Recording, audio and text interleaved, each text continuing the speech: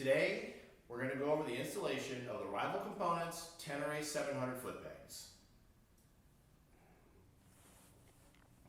Remove the factory peg by straightening the legs on the cotter pin and pulling the cotter pin out.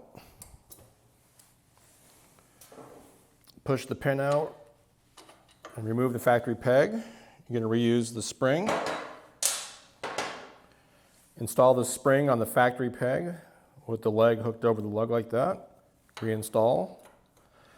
Make sure that the spring hooks over the top of the lug there. Reinstall the pin.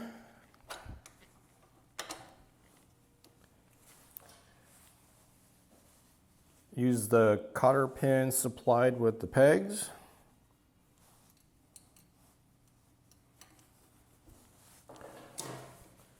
And just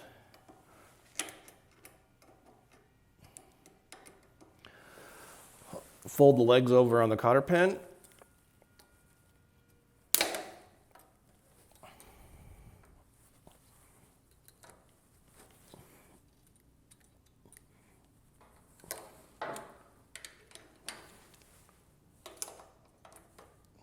Like so, and repeat on the other side.